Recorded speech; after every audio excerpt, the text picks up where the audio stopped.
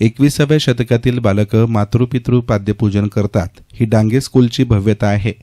जगाच्या पाठीवर कोणत्याच स्कूलमध्ये जे मिळणार नाही ते संस्कार रुजवण्याचं काम हे स्कूल करत आहे. जगाला आज गुणांपेक्षा नैतिक मूल्यांची गरज आहे. ही नैतिक मूल्ये प्रीतीसुधाजी गुरुकुलमध्ये रुजवली जात आहेत ही अभिमानाची बाब आहे असं डॉक्टर पांडुरंग गुंजाळ यांनी म्हटलंय. राहता येथील प्रीतीसुधाजी शैक्षणिक संकुलात 10वीच्या बालकांनी त्यांच्या पालकांचा केलेला मातृपितृ पाद्यपूजनाचा सोहळा खूपच आगळावेगळा ठरला. प्राचार्य ज्ञानेश डांगे आणि संचालिका पूनम डांगे यांच्या मार्गदर्शनाखाली झालेल्या या सोहळ्यास स्कूलच्या अध्यक्षा स्नेहलता डांगे, डॉक्टर मधुकर देशमुख, डॉक्टर पांडुरंग गुंजाळ, उपाध्यक्ष शशिकांत डांगे, भगवानराव डांगे, माजी पोलीस अधिकारी मेघश्याम डांगे, शिवाजी देवढे यांची प्रमुख उपस्थिती होती. बालक आणि त्यांच्या लाडक्या पालकांनी तुरेदार मानाचा फेटा परिधान केला होता. अशोक गाढवे यांनी त्यांचं स्वागत केलं तर प्राचार्य डॉक्टर पूर्वी हलपती यांनी प्रास्ताविक केलं. जन्मदात्या आई वडिलांच्या ऋणातून मुक्त होणं तसेच खूपच कठीण परंतु त्यांच्याप्रती आदरभाव व्यक्त करून पंचामृतानं त्यांचे पाद्यपूजन करण्याचं भाग्य राहता येथील प्रीतीसुधाजी शैक्षणिक संकुलातील बालकांना लाभलंय. आई वडिलांच्या आणि शाळेच्या संस्कारांमुळे जीवनात हे भाग्य अनुभवताना अनेक बालकांनी तर आपल्या नयनातील अश्रूंनीच पाद्यपूजन केले. जीवापाड जपलेल्या बालकाच्या हातून पाद्यपूजन करून घेताना मायेच्या ओलाव्यानं आई वडिलांच्या डोळ्याच्या कडाही पाणावल्या होत्या. कृतार्थ भावनेच्या या हृदयस्पर्शी सोहळ्यात उपस्थितांनी कृतकृत्य झाल्याची अनुभूती घेतली. प्रीतीसुधाजी शैक्षणिक संकुलाच्या वतीनं यावेळी पालकांना शाल, स्मृतिचिन्ह, औक्षण प्लेट, चरित्र ग्रंथ आदी भेटवस्तू देऊन सन्मानित करण्यात आले.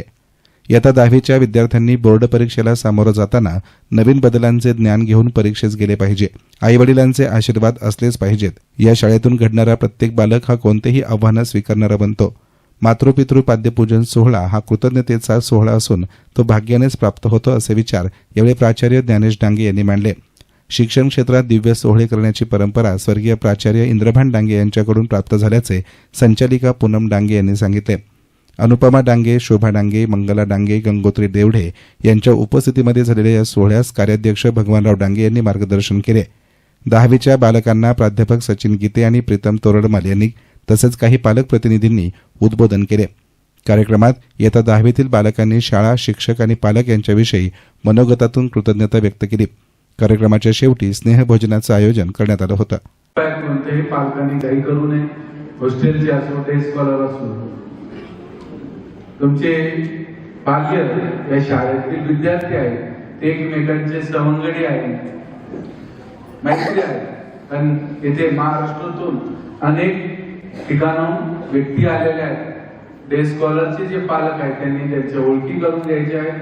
हॉस्टेलच्या पालकांनी त्या पालकांची भेटी घ्यायची आहे आणि एकमेकाची थँक्स पण द्यायचे आहे. इथे शिक्षकांचे माझे सहकारी असते, टीचिंग नॉन टीचिंग स्टाफ आहे, त्यांचे पण आपण कुठेतरी ग्रॅटिट्यूड म्हणतो, त्यांचे आभार मानणं गरजेचं आहे. भागातून या ठिकाणी विद्यार्थी आणि ज्यावेळेस पालक भेटतो त्यावेळेस ती लोक आम्हाला म्हणतात की पुणे तर विद्याचे माहेर घर.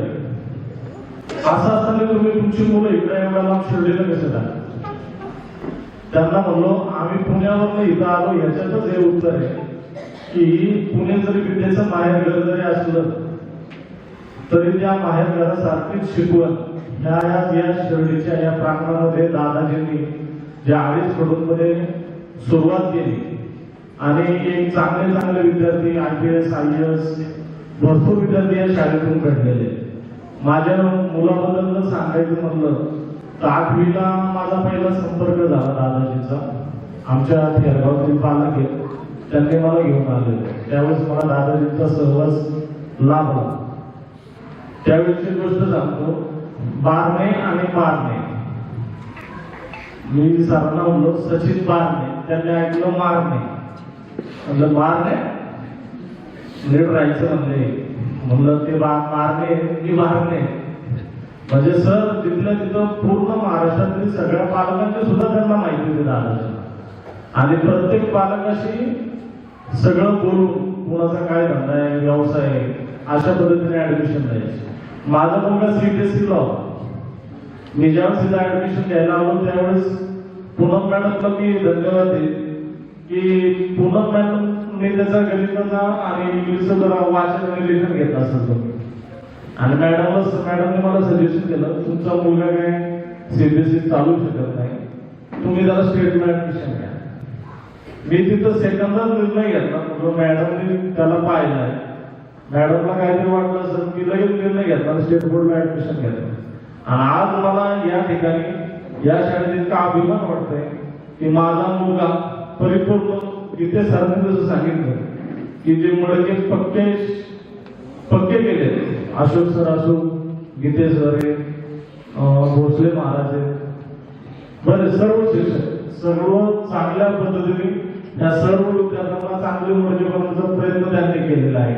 आणि या शाळेतून आज पास झाल्यानंतर हे विद्यार्थी पुढे समाजासाठी मेरिट मध्ये काय येईल तो त्यांचा प्रयत्न, त्यांचा नशीब असेल तर एक भारताचा एक चांगला नागरिक म्हणून या शाळेतून बाहेर पडणार, हीच मी अपेक्षा त्यांना व्यक्त करतो. आणि सर्व विद्यार्थ्यांना पुढील त्यांच्या आयुष्याच्या शुभेच्छा देतो. काय चांगलं आहे काय वाईट आहे नेहमी आम्हाला सपोर्ट करतात. त्याच्यानंतर सगळ्यात इम्पॉर्टंट म्हणजे ज्ञानेश सर आणि पूनम मॅडम, ज्यांनी प्रत्येक गोष्टीत आमच्यासोबत आईवडिलांसाठी साथ दिली.